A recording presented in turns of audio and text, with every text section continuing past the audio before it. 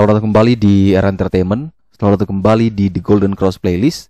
Seperti biasa, hari ini kita akan melanjutkan review saham part yang ke-312.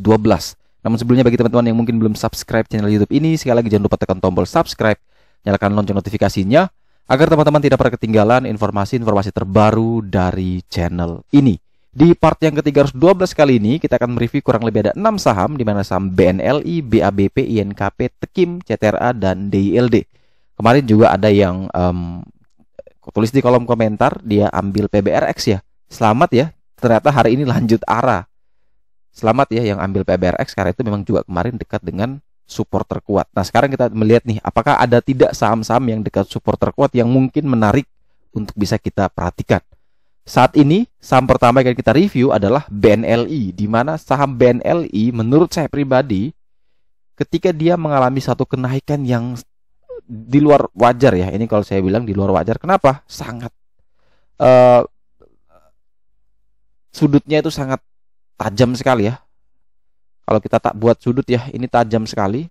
Dan kalau secara teori teknikal, kalau sudut setajam ini, maka ada kemungkinan besar dia juga akan berbalik turun juga sejalan dengan kecepatan kenaikan. Jadi ya dia naik cepat, ya turunnya juga cepat, dan itu akhirnya membuat harga saham ini berada pada level di mana levelnya itu seperti yang di sini nih, sideways panjang nih. Dia sudah mulai masuk ke fase konsolidasi. Setelah mengalami penurunan yang cukup dalam sekali, akhirnya dia mulai istilahnya ngerem. Dia sudah tidak turun drastis, dia juga tidak naik drastis, dia masuk ke zona sideways. Kalau kita perhatikan dari PBL, maka memang PBL ini masih belum menarik untuk kita entry, karena saat ini PBL-nya sedang berada di 2140. Akan tetapi, kalau kita perhatikan dari low 40 hari harga terendah, atau kita perhatikan dari kisaran chart-chart sebelumnya yang di sini, itu areanya adalah sudah masuk ke area ini sebenarnya, 1900 sampai dengan 1915. Sebenarnya ini adalah area yang menurut saya sudah mulai pas dan menarik untuk teman-teman entry. Walaupun dari indikator The Golden Cross atau dari PBL-nya memang masih belum. Tapi kalau teman-teman mau ikut indikator The Golden Cross atau mau ikut 40 hari chart saat ini, memang ya kita harus menunggu melewati 2140. Akan tetapi kalau merasa bahwa 2140 itu kalau kita beli di 1915, itu TP di 2140 pun udah cuan lumayan. Boleh nggak kita ambil di harga saat ini? Kalau saya pribadi sih masih bisa dibeli. Asalkan ingat, tidak boleh turun lagi di bawah 1900. Toleransi terakhir kita adalah di bawah 1900, kita jangan entry. Jadi teman-teman, saya kasih dua opsi. Pertama, menunggu dia breakout 2140 baru membeli dengan target kenaikan ke 3420. Atau teman-teman pakai opsi yang kedua, beli saja di harga 1900 sampai dengan 1915, TP1-nya ke 2140, TP2-nya ke 3420, langsung prepare cut loss kurang lebih di 1850 sampai dengan 1870. Itu kalau misalkan dia bisa kuat dan bertahan di atas, minimal di atas 1900. Tapi kalau misalkan besok opening langsung dibanting di bawah 1900, ya jelas mending teman-teman wait and see terlebih dahulu. Akan tetapi kalau misalkan dia masih bermain di 1900 sampai dengan 1915, maka bisa pertimbangkan untuk ambil skenario kedua, yaitu silakan bisa ambil di range tersebut. Selanjutnya adalah saham BABP, di mana saham BBP ini kalau tidak salah sudah pernah juga diulas di part ke-310. Teman-teman bisa cek juga. Dan kalau memang PBL PBH-nya masih sama ya, maka jelas di sini memang dia masih berada di atas resisten. Maksudnya dia masih bermain di sekitaran area resisten. Jadi ya menurut saya ini resikonya tinggi sekali, karena bermainnya tuh di apa ya, istilahnya lagi gelantungan di kabel-kabel tiang listrik gitu. Jadi rawan sekali antara dia bisa jatuh ya, kabelnya putus dan jatuh, atau dia bisa lentur dan bisa naik lebih tinggi. Jadi kalau di harga saat ini jelas lebih disarankan teman-teman menunggu untuk dia breakout dulu di 380 baru kita ambil posisi. Jadi kita tahan diri, breakout sekalian di 380 baru kita ambil posisi buy on breakout dengan target ke 450. Dan kalau ternyata dia belum mampu breakout, maka jelas mending kita tunggu saja dulu di area-area penting berikutnya, yaitu di 262 yang merupakan area PBL. Atau nanti juga mungkin ada adjustment PBL. Semoga kalau memang dia ada update, saya bisa kembali untuk mereview. Tapi kalau kita lihat dari chart yang ada saat ini memang jelas bahwa mending kita jangan dulu entry selama dia masih belum breakout di atas 380. Tapi pasti ada yang bertanya, Kak, ya suka-suka saya dong kalau saya ambil di harga sekarang. Iya, jawaban saya sih bebas. Kamu mau ambil di harga berapa itu urusanmu, itu uang kamu. Kamu mau cuan, kamu mau rugi itu uang kamu. Akan tetapi saya cuma bantu di sini, saya kasih peta bahwa kalau memang mau ambil di 360 ada support-support terdekat yang bisa dipakai sebagai bantuan, yaitu di 358 dan di 328. Jadi teman-teman bisa atur sendiri money management, atur sendiri trading plan-nya, di mana support-support sudah saya informasikan. Untuk taking profit sama, yaitu menuju ke 450. Selanjutnya kita ada saham INKP, di mana saham ini tutup minus 1,73% di harga 7.125, dan menurut saya pribadi ini masih dalam penurunan ya, downtrend. Dia sedang berusaha turun. Semoga dia bisa kembali tertahan di area support terkuat di 7.000, karena ini sudah masuk ke kategori low risk dan bisa dipertimbangkan untuk entry. Jadi kalau misalkan teman-teman yang mau membeli INKP, pertama pastikan dulu dia bisa kuat bertahan di atas atau sama dengan 7.000. Kalau memang itu skenario pertama berhasil, maka kita lanjut ke syarat kedua nih, skenario kedua, yaitu kita mulai ambil area posisi beli, yaitu di 7.000 sampai dengan 7.100. Target kenaikan kita adalah ke 7.550 sebagai TP1. Target jauh adalah menuju ke 7.950. Dan teman-teman bisa prepare atau bisa batasi cut loss kurang lebih di area 6.900 sampai dengan 6.925. Itu teman-teman bisa pakai sebagai batasan atau area untuk cut loss. Akan tetapi kalau misalkan besok katakan indeksnya amblas merah dalam dan INKP juga dibanting di bawah 7.000, opening langsung dibanting di bawah 7.000, ya mending wait and see terlebih dahulu. Akan tetapi nih misalkan setelah dibanting di bawah 7.000 dia bisa rebound lagi, ya sudah, pertimbangkan untuk buy on breakout. Jadi intinya 7.000 itu sebagai level kunci kita. Kalau opening dibanting di bawah 7.000 ya jelas kita tidak mungkin masuk. Tapi kalau dia bisa naik lagi di atas 7.000 ya jelas kita bisa masuk ya. Jadi kuncinya di 7.000, dan semakin dekat dengan atau sama dengan 7.000 ya, itu jauh lebih menarik dan memiliki resiko yang rendah, tapi menawarkan potensi kenaikan yang cukup besar, bahkan sampai ke level PBE-nya itu di 7.950. Itu risk reward-nya menarik kalau menurut saya pribadi. Nah, kalau kita berbicara kalau di webinar kemarin Banderomologi ada istilah yang namanya pairing analysis, di mana di situ ada Tekim dan INKP juga sebagai satu kesatuan yang tidak bisa dipisahkan, pergerakannya hampir sama, di mana Tekim juga mengalami penurunan yang sama juga di level 7175 minus 1,04%, dan di level atau harga saat ini juga dia dekat sekali dengan PBL ya. Ini 100 poin, dan ini sebenarnya sudah masuk menjadi area beli 7.075 sampai dengan 7175. Ini sebenarnya sudah masuk area beli. Asalkan level 7075 itu tidak ditembus lagi ya, tidak jebol. Kalau jebol ya jelas seperti tadi jangan beli. Akan tetapi kalau dia masih bisa bertahan, katakan mungkin besok dia turun mentok 7.075, 7.100, ya silakan pertimbangkan buy di sana. Cut loss katakan mungkin di area 6.900 bisa teman-teman pakai. Dan target kenaikan adalah menuju ke 7.500. Di sini ada gold line sebagai TP1, dan TP2 adalah menuju ke 8.025. Jadi antara INKP dan Tekim sebenarnya sangat-sangat menarik, asalkan level super PBL itu mampu ditahan dengan baik, teman-teman bisa masuk, dan itu menawarkan potensi kenaikan yang luar biasa, tetapi resikonya sudah sangat-sangat terbatas. Selanjutnya yang menarik adalah saham CTRA, di mana kalau kita perhatikan di sini dia naik 4,09% di harga 890. Dan kalau misalkan teman-teman perhatikan bahwa CTRA ini berhasil kembali naik di atas level PBL di 860. Dan saat ini PBL-nya sudah bukan menjadi resisten, tapi menjadi support paling kuat untuk CTRA. Jadi kalau misalkan teman-teman yang mau ambil nih, ya pastikan pertama dia bisa kuat dan bertahan di atas atau sampai dengan 860. Kalau memang ternyata mau menunggu lebih sabar, semoga besok dia turun sedikit lagi, ya silakan antri di 860 sampai dengan 870. Sebenarnya itu menjadi area yang menarik. Cut loss prepare di 845 sampai dengan 850. Target kenaikan adalah ke 990 sampai dengan 1110 ya. Sebenarnya ini menarik kalau teman-teman, tapi saya berharap besok dia masih bisa turun dulu nih bagi teman-teman yang belum ambil. Ya mungkin 870 lah, kita kasih tawaran terakhir lah, bisa dapat lah 870 kalau misalkan teman-teman mau ambil.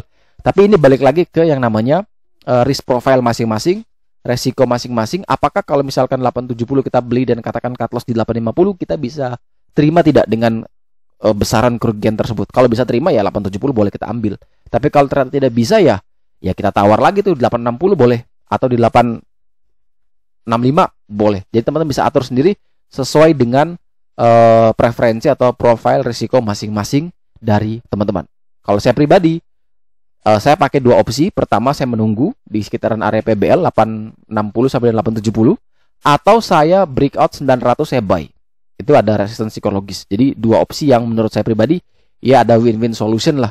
Jadi kita tidak berharap dia turun, ya kalau memang dia ternyata naik, ya kita tahu cegatnya di mana, sehingga kita tidak pernah kehilangan momentum untuk mendapatkan emiten-emiten yang potensial untuk mengalami kenaikan dan memiliki resiko yang terbatas. Sedangkan saham terakhir yang akan kita review di part yang ke-312 hari ini adalah saham DILD Intiland. Dan sekali lagi buat teman-teman juga mungkin dari 5 saham sebelumnya, kalau memang ada salah angka, ya saya mohon maaf, bisa tulis di kolom komentar saja. Yang terpenting adalah teman-teman tahu level support-supportnya, level resist-resistnya di mana. Nanti angka teman-teman bisa menyesuaikan. Semoga tidak salah, karena saya lupa mengecek dari aplikasi terkait harga-harga masing-masing. Jadi kita kembali terakhir DILD.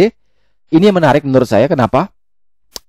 Jarak dari PBL ke harga saat ini dekat sekali, ya cuman beda 2 poin. Dan ini menurut saya pribadi sangat menarik ya. Kalau dia masih bisa kuat di area ini adalah area buy yang menarik.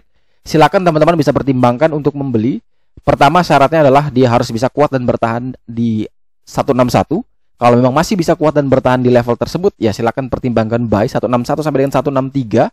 Batasan cut loss kurang lebih teman-teman bisa pasang di 157 158, dengan target kenaikan adalah menuju ke 175 sampai dengan 210. Dan menurut saya pribadi ini mulai menarik. Kenapa? Karena APLN juga naik banyak, kalau tidak salah 8%. Kemudian CTRA tadi juga sudah mulai naik, dan sepertinya rotasi sektor akan beralih di minggu depan mungkin ke sektor properti yang mana sudah mengalami bottoming ya sepertinya. Jadi teman-teman bisa mulai cek sektor-sektor properti, mulai hunting sektor-sektor properti, apakah saham-saham yang mungkin teman-teman bisa lihat memiliki level risk reward yang menarik. Jadi kalau mau saya sampaikan bahwa teman-teman harus pertimbangkan yang namanya risk reward itu. Jadi kalau memang chartnya bagus, kalau memang risk itu rendah tapi reward itu besar, tidak perlu ragu untuk masuk ya, tidak perlu ragu untuk kita buy. Karena sekali lagi banyak sekali orang itu takut untuk mulai membeli, padahal sudah jelas-jelas bahwa resikonya sudah diinformasikan, targetnya sudah dikasih tahu, tapi masih belum yakin gitu. Nanti yakin kalau memang beneran naik gitu. Jadi setiap orang itu sebenarnya pengen menunggu untuk membuktikan apakah yang orang lain sampaikan atau apakah yang dia lihat itu beneran naik atau tidak gitu. Kalau beneran naik pasti dia baru percaya. Kalau tidak, dia pasti akan tidak percaya dan dia cari orang lain lagi. Nah, sebenarnya itulah letak kesalahan kita, di mana kita tidak pernah bisa menjadi mandiri, kita tidak pernah bisa memiliki konsisten profit yang berkelanjutan gitu. Kita hanya lihat satu orang, dia gagal sekali, kita pindah, dia gagal sekali, kita pindah. Akhirnya apa? Kita berpindah-pindah terus, dan pada satu titik, ketika semua orang itu tidak akan memberikan ke teman-teman, akhirnya teman-teman bingung. Ini saya harus belinya di mana, levelnya berapa. Nah, di sini tuh saya cuman bantu level-level itu, tapi teman-teman tuh yang eksekusi. Percuma kalau sudah level bagus tapi tidak eksekusi, ya tidak pernah bisa menghasilkan sesuatu gitu. Entah dia nanti loss atau profit, ya teman-teman tidak bisa menikmati gitu. Karena bagi saya prinsipnya adalah urusan rugi, urusan untung itu belakangan. Yang penting kita sudah tahu dulu apa yang mau kita beli, kita yakin dulu apa yang mau kita beli, trading plan jelas, money management jelas, ya sudah buy. Ternyata toh skenario-nya tidak sesuai yang kita inginkan, kita sudah punya plan. Oke, cut loss, selesai. Cut loss-nya di berapa? Kita udah siap. Tapi kalau ternyata dia naik, ya itu rezeki kita. Karena kita buy berdasarkan analisa kita gitu. Reason to buy kita jelas. Contoh hari ini apa ya? Saya beli BBYB. Itu kenaikan sudah di 7%. 585 kalau tidak salah, di 7% itu. Itu saya ambil posisi tadi. Saya all in juga. Kenapa saya yakin? Karena itu tadi. Saya lihat pola Ya mulai dari teknikal, bandermologi, sentimen analysis, semuanya bagus.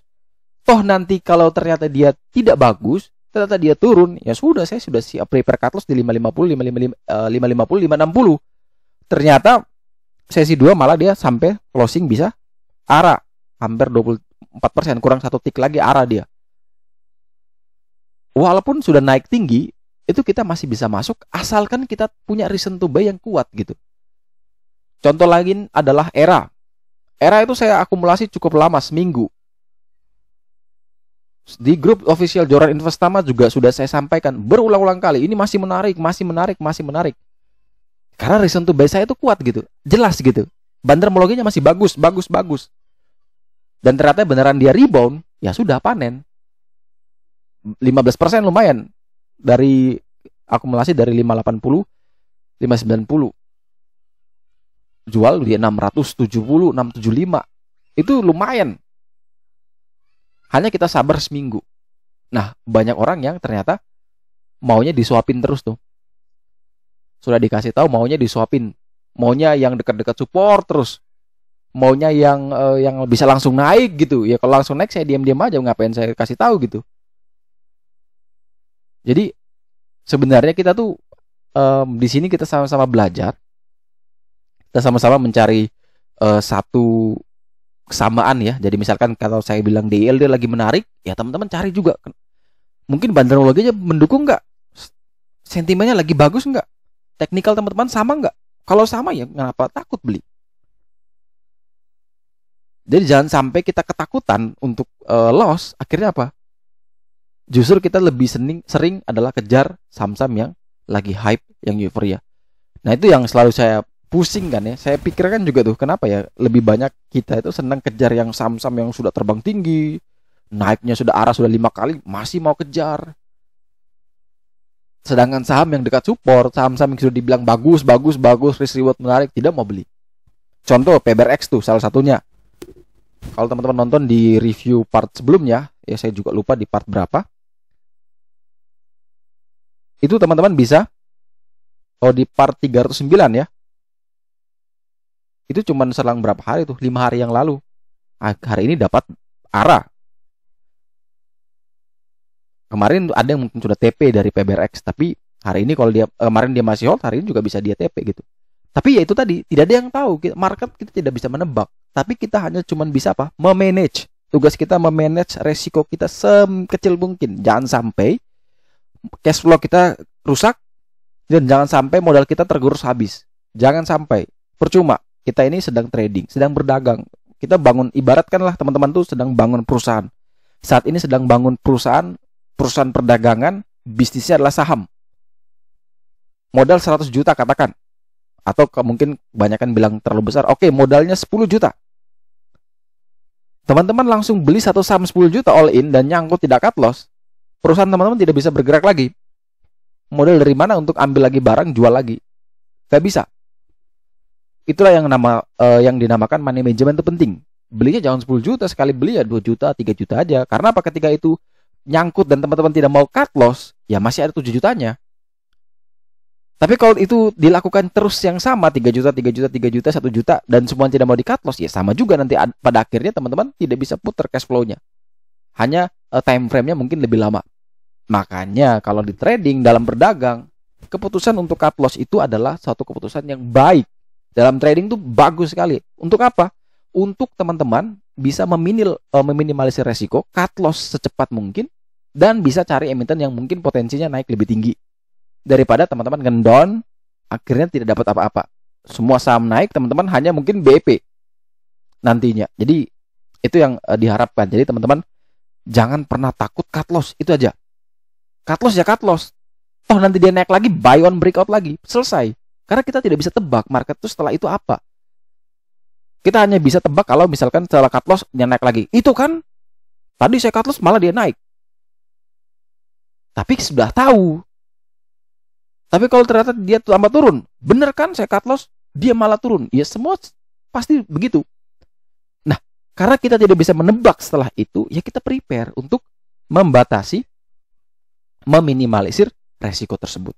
Ini selalu saya ulang-ulang biar kita sama-sama belajar, selalu ter-reminder agar teman-teman tidak mudah luput dari yang namanya trading plan yang jelas itu. Semoga bisa membantu teman-teman. Oke, sekian dulu review saham part yang ke-312 hari ini. Terima kasih banyak teman-teman yang telah setia menonton. Sekali lagi jangan lupa like, subscribe, dan share agar semua informasi yang ada dalam video ini dapat berguna, bermanfaat, dan tentunya bisa menjadi panduan trading di keesokan harinya. Sekali lagi terima kasih banyak, sampai jumpa dan semoga membantu.